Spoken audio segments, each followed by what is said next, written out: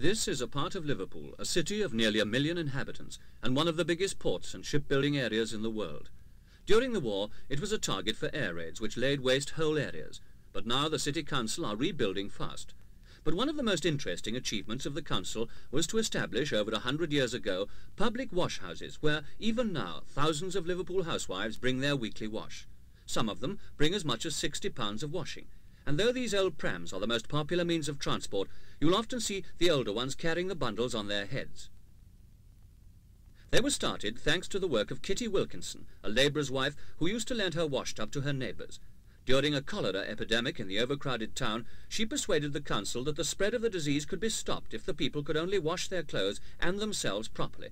So, not long after, the first public washhouse was opened, and this is how it looked.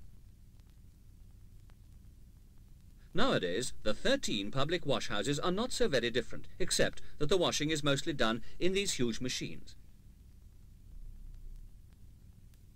Another difference is that whereas the women used to start queuing up with their washing before daybreak, nowadays there's an efficient booking system, and they all know exactly when their turn is and what machine to use. After booking in, it's a race against time to get started as soon as possible, because they have exactly an hour to get the washing done. These women certainly know how to get through the most work in the shortest time. When the machine has been loaded, an attendant starts it for them and pours in the detergent. Each wash has to be boiled for 20 minutes because the main purpose of this type of wash is to ensure a high standard of hygiene.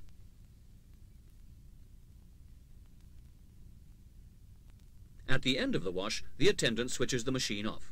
Meanwhile, the women have probably been washing other garments in the hand stalls, and now it's time to transfer everything to the hydro extractors, which are rather like giant spin dryers.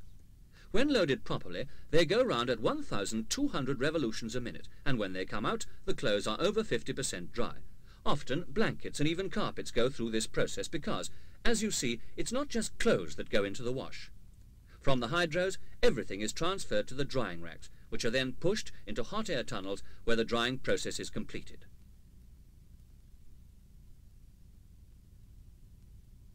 After all that hard work, it's time to relax. The same women come at the same time every week, and there's plenty to talk about.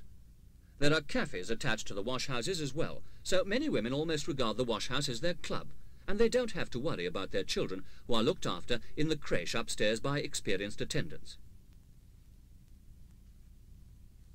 And so, 2 hours after they arrived, and washing and ironing is completed, wash day is over for the housewife of Liverpool. They set out for home, carrying their bundles in the most convenient way.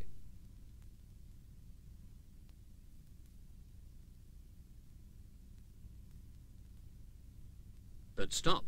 Have you left anything? This little lot is just 1 week's collection of articles the women have forgotten to take away with them.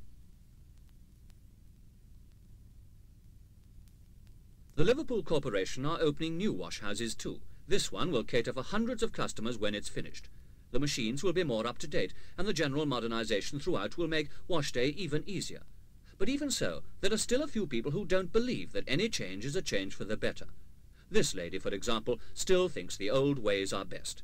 She's washing in exactly the same way that they used to in the days when the washhouses were first opened. She's using a dolly tub with plenty of hot water, and the stick she's got there to beat the clothes is called a posser. They're certainly taking some punishment, but that's the way she likes to do it. However, the hardest way isn't necessarily the best way, and although when the washhouses are modernised, all the dolly tubs and possers will be scrapped, in some ways it'll be a pity when those great clouds of steam no longer rise from the hand stalls and the old brigade have to conform to the march of progress. But maybe their woolens will last longer.